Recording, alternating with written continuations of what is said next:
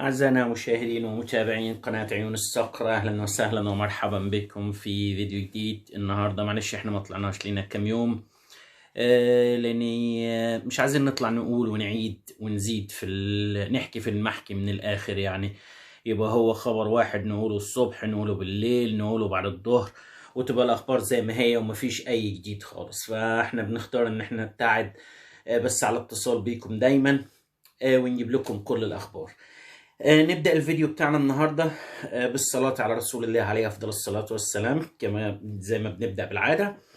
ونبدأ من أخبار النادي الأهلي إن شاء الله.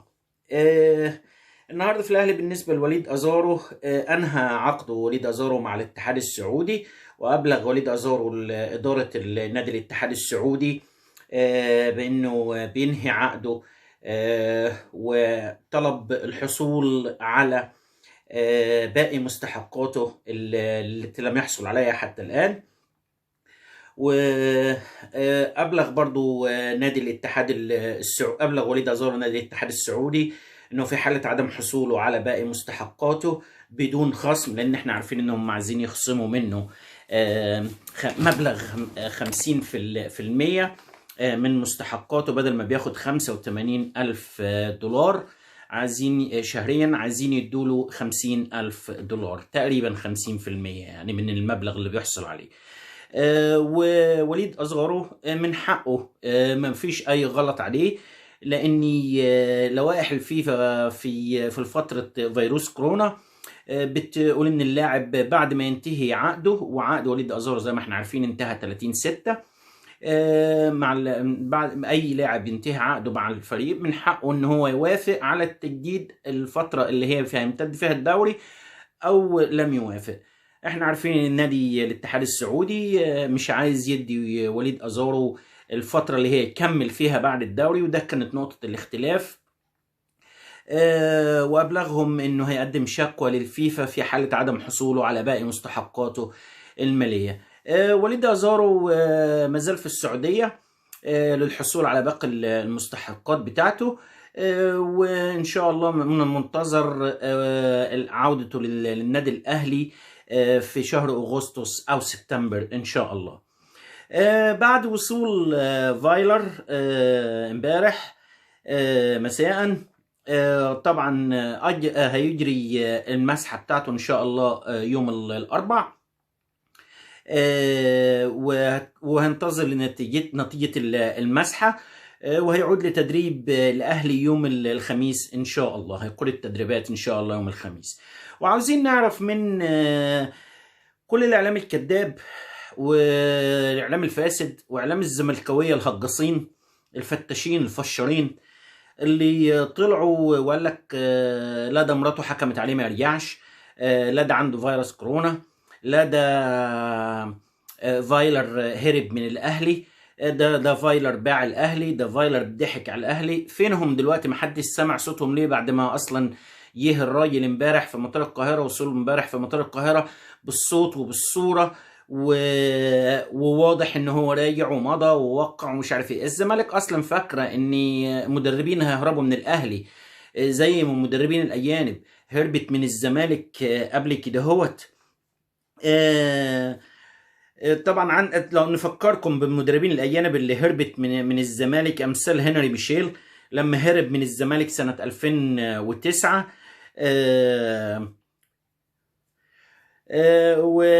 فعايزين نعرف بقى، عايزين حد يطلع يخلي عنده دم ويختشي على دمه ويبطل يطلع يهجص وبكلام فاضي وكذب في كذب في كذب، ما وراكمش غير الكذب. الله يحرقكم ويولع فيكم بجاز ويريحنا منكم باشكالكم القذره دي. في قضية كهربا، أجلت لجنة غرف فض المنازعات في الفيفا النهاردة النظر في قضية كهربا، القضية المقدمة من كهربا ضد الزمالك وقضية الزمالك ضد كهربا، لأن طبعا محامي كهربا النهاردة قدم مستندات تثبت تزوير عقد كهربا. ولجنة فض المنازعات أحالت عقد كهربا للشؤون القانونية بالفيفا للكشف على صحة العقد والتواريخ وصحة توقيع كهربا. في حالة إعلان الشؤون القانونية في الفيفا إن العقد صحيح، احنا هنسلم ان العقد صحيح، هنقول في حالة العقد ان العقد صحيح وغلط كهرباء، وفي حالة ان العقد غير صحيح ومزور وعقوبات اللي هتبقى على الزمالك. في حالة ثبوت صحة العقد هتبقى في غرامي في مشكلتين عند كهرباء. اولا هتكون عليه غرامة مالية كبيرة لهروبه من نادي الزمالك، وفترة اتنين هيكون عنده فترة ايقاف برضو ممكن تكون كبيرة. في حالة اعلان ان العقد غير صحيح ومزور هيكون في عقوبات كبيرة على نادي الزمالك، تبدأ بفسخ عقد كهرباء طبعا، وغرامة مالية ضخمة على الزمالك، وممكن نزول الزمالك للدرجة الثانية. احنا عايزين نعرف حاجة، هم ليه ما فكروش يشتكوا كهرباء في 6 شهور؟ يعني هو كهرباء اصلا مشي في تقريبا يونيو 2019، سابوه 3 شهور، لا يونيو ولا يوليو ولا اغسطس، محدش قدم شكوى، وتعاقد مع النادي البرتغالي وخد البطاقة الدولية من الفيفا ولعب للنادي البرتغالي، وبعد كده هو سابوه سبتمبر واكتوبر ونوفمبر وديسمبر، وبعد كده هو فكروا يشتكوه لما جان جنونهم لما عرفوا ان هو هيلعب للنادي الاهلي. فاسئله زي دهيت احنا كناس عاديين بنسالها لنفسينا، اذا كان الزمالك اصلا ما فكرش ان هو يقدم شكوى في خلال الفتره دي، فما بالك الفيفا طبعا هيسال نفس الاسئله دي ناس متخصصه يعني. وكعاده الزمالك ما يقدروش يحترموا نفسهم ويعيشوا في حالهم من غير مشاكل. تطاولوا على كما تطاولوا على كل الناس رموز النادي الاهلي وغير رموز النادي الاهلي واتحاد البلاله، اتحاد الجناني، بس دول يستاهلوا ياخدوا فوق دماغهم لان هم بايتين معاهم في سرير واحد. تم التطاول امبارح في الاعلام الزملكاوي القذر حمله قذره على امبراطور امير القلوب محمد ابو تريكه، الراجل اللي لا ليه ولا عليه، الراجل اساسا ما بيقلش ادبه ولا بيطول لسانه على اي فريق، ما بيذكرش اصلا الزمالك لا بسيء ولا بكويس، لا بوحش ولا بحلو. ابو تريكه اللي معتزل ليه 7 سنين دلوقتي وموجود خارج مصر ليه 6 سنين، هو ما فيش يعني، هو الزمالك دوت ما فيش حاجه غير الوساخه، بس اي حاجه يطلعوا يخبطوا فيها واي حد يعرفوا يخبطوا فيه واي حد، هو حريقهم ابو تريكه. ما هو ابو تريكه اكتر لاعب سجل في الزمالك، ده ما فيش ماتش ما سجلش فيه. ربنا ينتقم منكم وريحنا منكم. انهى النهارده امبارح او النهارده انهى الكابتن محمود الخطيب صفقه طاهر محمد طاهر مع المهندس محسن صلاح رئيس مجلس اداره المقاولون العرب. المقاولين كان طلب 40 مليون جنيه لبيع اللاعب بدون اعارات للاعبين، لكن الكابتن محمود الخطيب رئيس النادي الاهلي انهى الصفقه ب 25 مليون جنيه، وهنفسرها لكم. 20 مليون هيبقوا كاش وال5 مليون هتبقى مميزات، ونسبة 25% في حالة إعارة طاهر محمد طاهر أو بيعه إلى نادي احتراف خارجي أو إعارة خارجية، دولة أوروبية أو دولة خارجية، في خلال 5 سنوات. يعني بعد ال5 سنوات ديت إن شاء الله لو طاهر محمد طاهر مستمر مع الأهلي والأهلي حب يعيره أو يبيعه، بعد ال5 سنوات دولت المقاولون ما قالوش نسبة الحق في نسبة ال25% اللي هي متفق عليها في العقد، لأنها بس محددة بمدة 5 سنوات. مبروك لطاهر محمد طاهر ومبروك لجمهور الأهلي، ونقول مبروك لطاهر محمد طاهر توقيعه للأهلي، لأن الأهلي سوبر صفقة سوبر لطاهر محمد طاهر، مش طاهر محمد طاهر صفقة سوبر للأهلي، لأن يبقى الأهلي فوق الجميع. اتفقوا على 20 مليون جنيه كاش زي ما قلنا، و5 مليون مميزات في حالة احراز اللاعب في الموسم الأولاني اللي هيكون الموسم الجاي إن شاء الله مع النادي الأهلي. في حالة احراز اللاعب 12 جول في الموسم الأولاني إن شاء الله. هيكون في 3 مليون جنيه من النادي الاهلي للنادي المقاولين العرب. وفي حالة اشتراك اللاعب في اللعب مع المنتخب الاول هيكون في مليون جنيه مقدمة من النادي الاهلي برضو لنادي المقاولون العرب. وفي حالة فوز الاهلي ببطولة افريقيا، طبعا احنا بنتكلم على البطولة الافريقية اللي جاية الموسم اللي جاي مش الموسم الحالي، هيكون في مليون جنيه من النادي الاهلي لنادي المقاولين، ودول هم ال5 مليون جنيه المميزات. واللاعب وقع للاهلي لمدة 5 سنوات قادمة ان شاء الله باذن الله تعالى. تم التجديد النهارده للعملاق محمد الشناوي، حارس مرمى النادي الاهلي وكابتن النادي الاهلي في الموسم الحالي والمواسم القادمه ان شاء الله. الشناوي كان عقده ينتهي في 2022، ودي سابقا لم تحدث قبل كده هوت. يعني الاهلي جدد مع الشناوي قبل عقده ما ينتهي بسنتين، ويجدد معاه كمان سنتين تاني لموسم 2024. ورفع عقد محمد الشناوي للفئة الأولى في الموسم دوت. وطبعا سعد سمير كمان جدد النهارده لمدة 3 سنين. سعد سمير الراجل الصعيدي المحترم، ابن النادي الأهلي، اللعيب مش طماع، اللي شبعان على طبلية أبوه زي ما بنقول عندنا في بلادنا، اللي كان في إمكانه إن هو يطعن النادي الاهلي في ظهره في حاله ان هو الاتحاد المصري القذر حاول قال لك ان هو مش لعيب مش مسجل مع النادي الاهلي، وكان ممكن يرحل سعد سمير في اي وقت لاي نادي، حتى نادي القذاره نادي الزمالك مجانا تماما. بس سعد سمير من اللعيبه المحترمين، اللعيبه الشبعانين، اللعيبه اللي ما بتجريش ورا الفلوس وبيطمر فيها الجميل، مش زي لعيبه كتيره قوي نكره للجميل. بقى دلوقتي تجديد عقد مروان محسن. وقال مروان محسن ان النادي الاهلي شرف ليه ومستمر في النادي الاهلي، وترك مدة العقد في التجديد والمبلغ للنادي الاهلي، لان ناس كتير طالعه بتقول لك على السوشيال ميديا والصفحات والانترنت وكله عمال يفتي ويقول لك اصل في مشاكل ما بين مروان محسن وبين الاهلي في التوقيع، وطالب مش عارف ايه وطالب مش عارف ايه. مفيش كلام من الكلام دوت.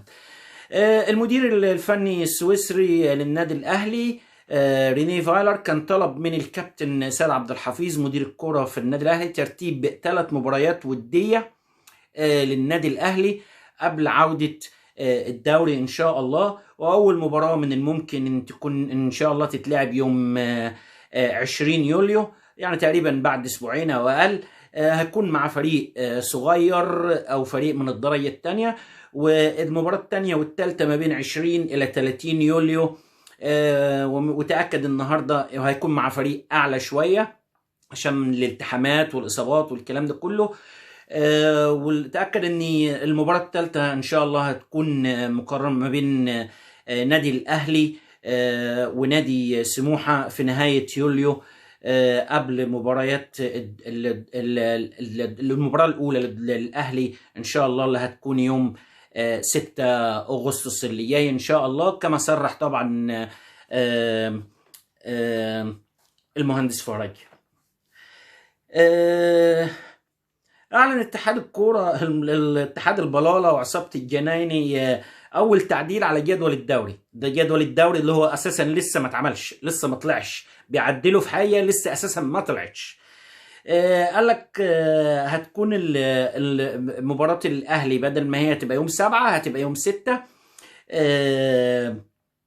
وهيكون بدايه الدوري بدل ما يبدا يوم 7 زي ما كانوا قايلين ان هو اما يبدا يوم 7 او 8، دلوقتي هيبدا يوم 6 اغسطس ان شاء الله، لان انتخابات مجلس الشيوخ هتكون يوم 11 و12 في اغسطس. فالاجهزه الامنيه طبعا منعت اللعب في الايام اللي قلنا عليها 11 و12.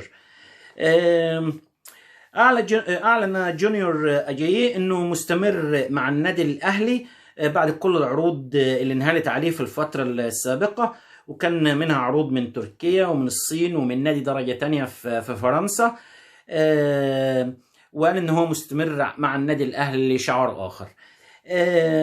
كما صرح علي معلول سعادته طبعا بوجوده في النادي الاهلي، وبعد رفضه طبعا للعروض الخياليه اللي جات له في الفتره السابقه من انديه خليجيه، واعلن سعادته وقال ان هو يتمنى انهاء مشواره الكروي في الاهلي.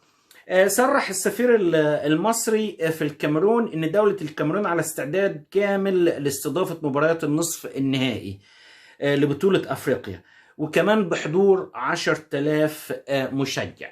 على الله يصدق وتكون آمنة. احنا عارفين ان الكاميرون وشها حلوة قوي على الاهلي، ان شاء الله باذن الله تعالى ياخد البطولة. الاهلي بيضع الرتوش الاخيره في صفقه شراء رمضان صبحي مع نادي هدرسفيلد، ومن المتوقع ان تنتهي الصفقه في فتره قريبه ان شاء الله، في خلال يمكن الاسبوع اللي احنا فيه ده او الاسبوع اللي جاي ان شاء الله الاهلي هيعلن عن شراء رمضان صبحي. كان الاهلي قدم عرض لنادي هدرسفيلد، عرض مبدئي، وطبعا احنا عارفين دي بتبقى فيه مفاوضات ومناقشات، وحبه فوق وحبه تحت، وبيزودوا لحد ما بيرسوا على سعر بيكون موافق للفرقتين والفرقتين متفقين عليه. بقى جدد عرضه النادي الاهلي النهارده بعرض تاني. كان العرض الاولاني 2.5 مليون يورو، بعد كده هو النهارده رفع العرض ل 3.5 مليون يورو، والمفاوضات لسه مستمره، وان شاء الله الاهلي يكون وان شاء الله باذن الله تعالى رمضان صبحي يكون من نصيب الاهلي باذن الله. في اجتماع النهارده ما بين المدير الفني فايلر ولجنه التخطيط في النادي الاهلي لمناقشه عده ملفات، منها واهمها وجود الطبيب، عرض اسم من الاسماء اللي عرض فايلر على لجنه التخطيط اسماء الطبيب الاجنبي اللي هيجي جديد للنادي الاهلي، وعرض لجنه التخطيط بالاهلي اسماء الطبيب والمعد النفسي، الطبيب النفسي الجديد، على فايلر ليختار واحد منهم عشان يختار واحد منهم. وطلب فايلر بعض الأجهزة الخاصة لتدريب حراس المرمى ومناقشة آخر تطوراته في الصفقات الجديدة للنادي الأهلي. واحنا قلنا محمد طاهر أول صفقة، وإن شاء الله في صفقتين جامدين قوي جايين منهم رمضان صبحي، وفي صفقة هنتكلم عليها كمان في خلال الفيديو ده بإذن الله تعالى. رفضت إدارة النادي الأهلي عرض جديد من أحد الأندية الفرنسية للاعب أليو ديانج لحاجة الفريق لجهود اللاعب وعدم التفريط في اللاعب. النهارده أعلن وكيل شادي رضوان فراري النادي الأهلي إن اللاعب شادي رضوان عنده عرضين للاحتراف الخارجي، لكن إدارة النادي الأهلي رفضت التفريط في خدمات شادي رضوان نهائيا على سبيل البيع. وإدارة النادي الأهلي قالت إن هي ما عندهاش مانع في إعارة اللاعب على سبيل الإعارة، بس الأهلي مش عايز يفرط في اللاعب شادي رضوان، لأنه لاعب كويس جدا جدا جدا، وقدامه مستقبل عظيم ان شاء الله باذن الله تعالى. وهو هيتصعد، برضو عندنا خبر النهارده ان فايلر طلب تصعيده للفريق الاول ان شاء الله باذن الله تعالى. طلب فايلر من كابتن سيد عبد الحفيظ تصعيد شادي محمد للفريق الاول في الموسم دوت، والابقاء على عمار حمدي مع النادي الاهلي لهذا الموسم ان شاء الله، لكفاءة طبعا اللاعب واحتياج الفريق إليه. عرض نادي بيراميدز على النادي الأهلي انتقال عماد دنيا للنادي الأهلي مقابل انتقال عمار حمدي وأحمد الشيخ ومحمد الشريف. ليه يا عم؟ ليه يا عم؟ ليه؟ هو مين عماد دنيا؟ انت هتاخد نص ربع فريق قصاد عماد دنيا؟ هو ميسي دونجا؟ ما تصحوا يا بشر. وطبعا ما اعتقدش ان النادي الاهلي اصلا هيوافق اصلا على العرض السخيف البايخ ده، لان الاهلي كده هو يخسر 3 لعيبه زي عمار حمدي واحمد الشيخ ومحمد شريف. ليه ما اعتقدش ان هو اصلا هتبقى فيها خساره فنيه كبيره جدا للنادي الاهلي.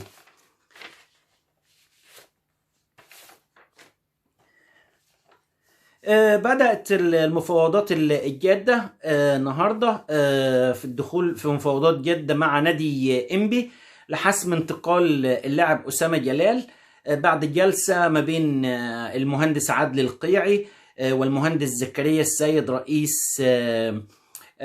رئيس نادي إنبي.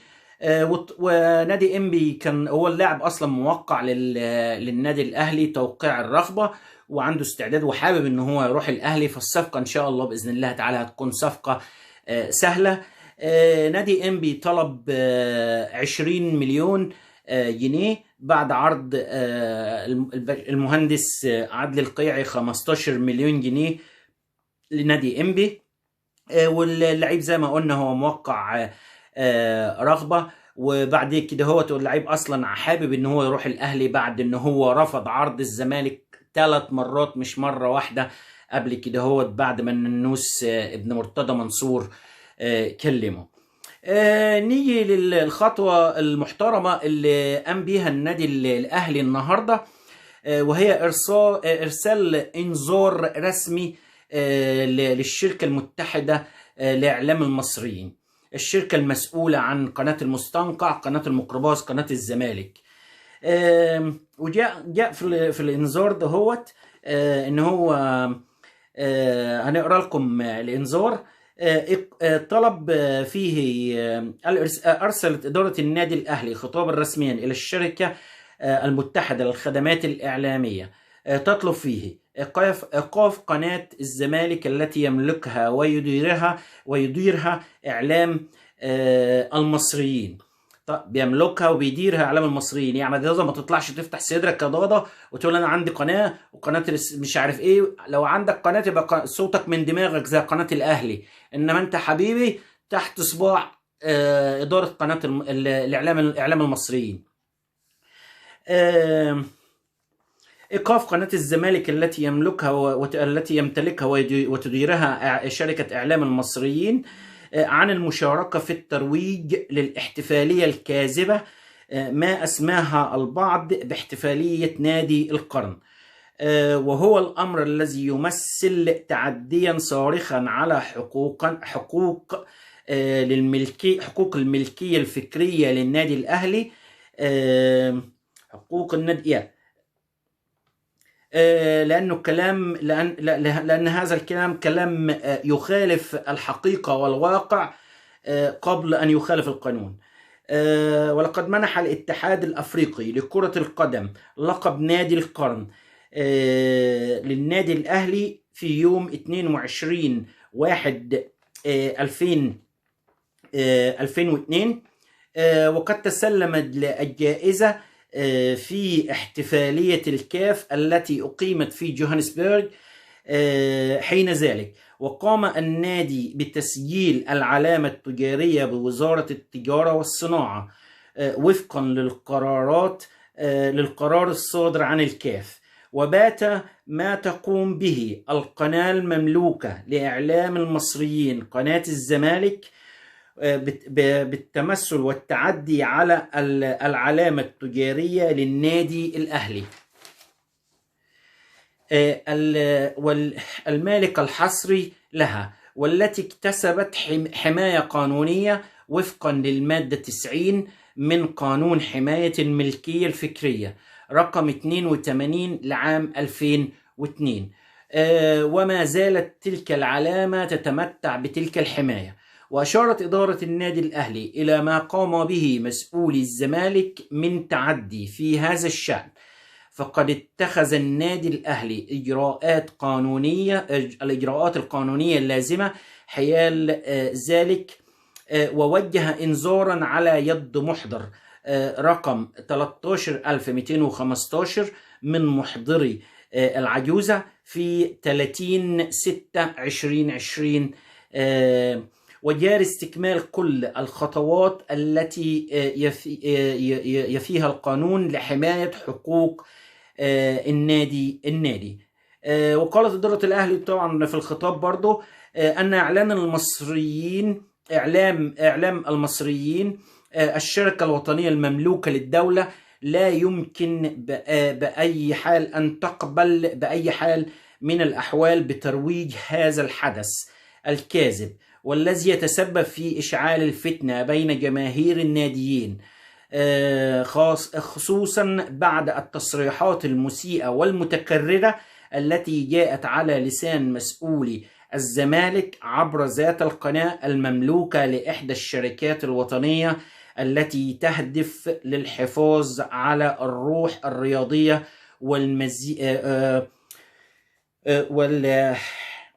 والمزيد من التكاتف بين أبناء الوطن. الخلاصة إن الإنذار ده إنذار لإعلام المصريين وللشركة المتحدة للخدمات والإعلام والإعلانات أو الإعلام.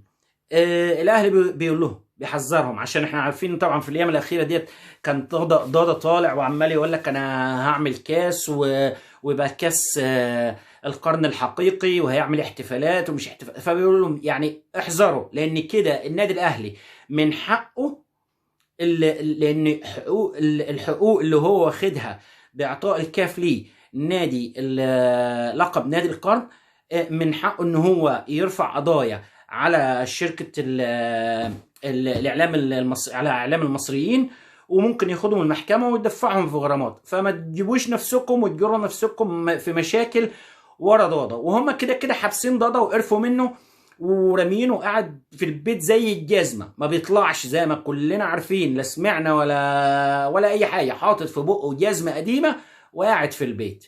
فالاهلي بيحذر قناة المصريين، اعلام المصريين، وطبعا خلي اللي يمشي ورا ضاده ويطبل له ويعيش في ميه البطيخ اللي هو عايم فيها ديت، خليه يعمل الاحتفالات، خلي الكاف يبهوره. انا مش عارف الاهلي ليه ساكت على ان الاهلي لو راح اتقدم بشكوى للاتحاد الافريقي الكاف وقال له انت اديتني الجائزه دي ان لقب نادي القرن، في نادي تاني بيقول ان هو نادي القرن، وبيحاول يستغل اللقب دوت، زي ما الكاف ضرب مرتضى منصور بالجزمه القديمه وفي خلال 48 ساعه خلاه ينزل اليافطه وشال من عليها الشعار بتاع الاتحاد الافريقي، هيعمل نفس الكلام.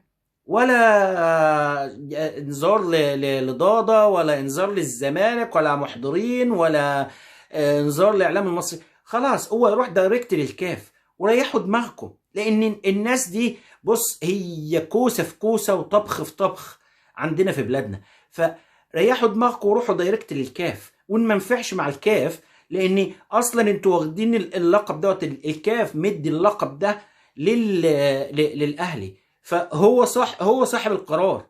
فخليهم بقى يخلصوا ويتبطوا على طيازهم ويقعدوا ويرتاحوا.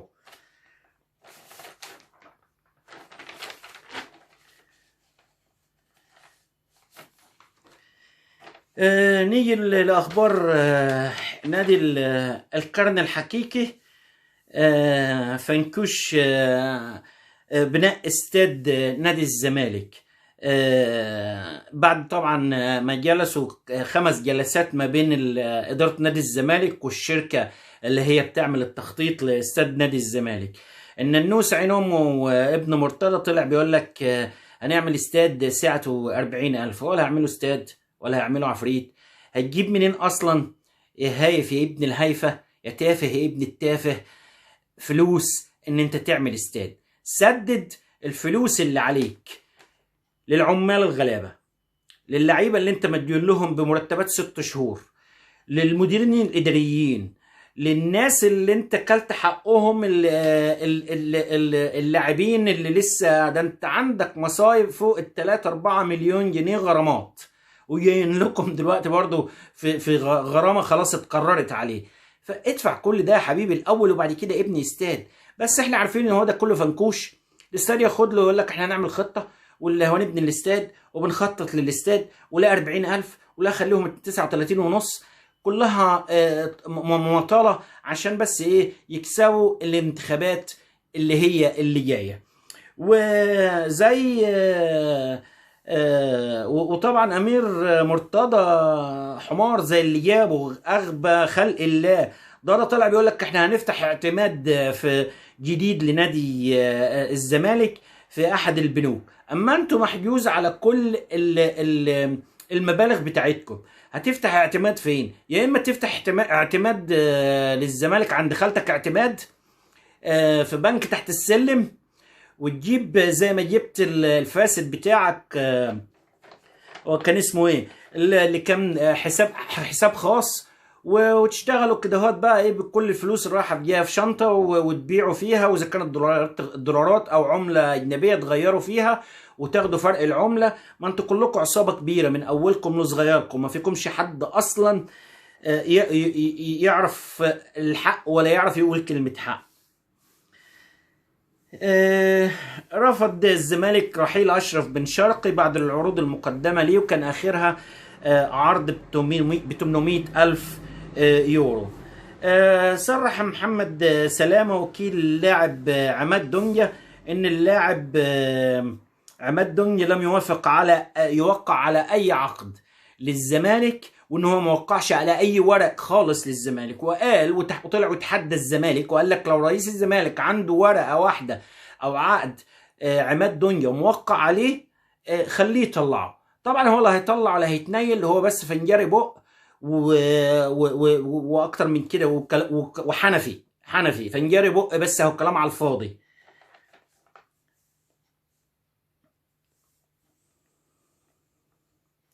لعيبه الزمالك عملوا المسحه الثانيه لفيروس كورونا، وتم عرض بعض المبالغ على اللعيبه في حاله ان اللي هيوافق على خصم 50% من مرتب الاربع شهور اللي هم كان قبل توقف فيهم الدوري هيقبض. اللي مش هيوقع على الخصم 50%، نسبه 50% مش هيقبضوه. تقريبا شيكابالا حبيب ماما مضى، وبعض اللاعبين القليلين، وباين كم لعيب مضوا منهم شيكابالا، وبس بقيه اللاعبين رفضوا خصم 50% من مستحقاتهم في الاربع شهور اللي هم كان موقف فيهم الدوري، لان هم ليهم الاربع شهور دول وشهرين قبل كده، فهم ليهم اساسا 6 شهور عليهم. فلما يخصموا لهم 50% مش هياخدوا حاجه، ده يمكن كمان يطلع عليهم غرامات مرتضى منصور ويخلوهم يدفعوا فلوس. النهارده بيومي افندي الراجل والمدعي ان هو خبير لوائح وعضو لجنه الزمالك في ملف نادي القرن الحقيقي، طلع ووجه صدمه شديده لنادي الزمالك بعد ان تبرأ من ملف نادي القرن. وأدان الزمالك وقال ان كل البوستات اللي اتحطت على صفحته الرسميه هو غير مسؤول عنها، وان الزمالك هو اللي حط البوستات ديت.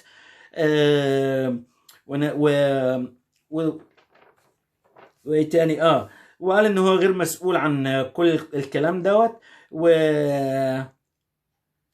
وان قضيه نادي الزمالك قضيه فاشله في نادي القرن، لان نادي الزمالك ليس لديه اي مستندات حقيقيه في ملف نادي القرن. الظاهر ان البيومي كان متفق معاهم على عكمه حلوه، ولما خلوا بيه لان هم مفلسين وما عندهمش فلوس، قال لك الراجل يعني انا هطلع كذاب ومش هاخد فلوس؟ لا خلاص بقى. فطلع صدامهم عشان ما يطلعوش يمشوا بس ورا ايه نادي القرن ومش نادي القرن، روح نعمل لكم 20 سنه تاني لحد ما تطلعوا بنادي القرن. عودة فرجاني ساسي يوم الجمعة القادمة إن شاء الله من تونس، وعودة بن شرقي ونجم يوم الحد اللي جاي إن شاء الله، وبعدها هيعملوا المساحات وينتظروا ظهور النتيجة، وبعد كده بعد ظهور النتيجة إن شاء الله تكون سلبية هينضموا لمعسكر الزمالك باسكندرية إن شاء الله. كريستيان جروس يا ضاضة هياخد فلوسه غصب عن عينك وعين اللي جايبينك بالجزمة.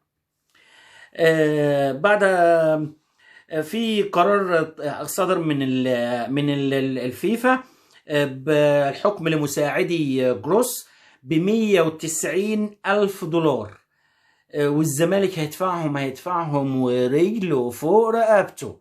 البكبكه بس وقله الادب والكد اللي قال لك لا ده احنا جروس وكل مساعدين واخدين فلوسهم، ده انتوا تاكلوا مال النبي وتغمزوا بالصحابه، زمالك واداره الزمالك وعلى راسكم الصفيحه الزلنطحي. وجروس اتحكم له ب 300,000 دولار، وبرضه هيدفعهم الزمالك ورجله فوق رقبته، يا اما هيوقفوا القيد لمده 3 دورات. تقدم نادي بيراميدز بعرض النادي الزمالك ب 15 مليون جنيه للحصول على خدمات اللاعب عبد الله جمعه. وهنشوف اذا كان لسه المفاوضات لم يتم فيها اي لسه ما اتخذوش اي قرارات. باتريس كارترون النهارده اجرى المدير الفني الفرنسي للنادي الزمالك اجرى قياسات بدنيه للاعبي الزمالك. لم يجتاز هذه القياسات البدنيه وقياسات اللياقه الا 3 لاعبين بس، وهم جنش وطارق حامد ومحمد عبد الغني، والباقي اوزانهم عاليه جدا ومحتاجين لتدريبات لياقه بدنيه عاليه جدا، لان طبعا في الفتره ديت كانوا قاعدين بياكلوا بليله من عربيه الزلنطحي صاحب عربيه البليله. دي كانت كل اخبارنا النهارده. على استعداد للرد على اي تعليقات ليكم، ونتمنى ان الفيديو يعجبكم. يا ريت تدعمونا بلايك وتفعلوا الجرس وتشتركوا في القناه وتفعلوا الجرس وشيروا الفيديو حتى على الفيسبوك، وشكرا وتصبحوا على خير.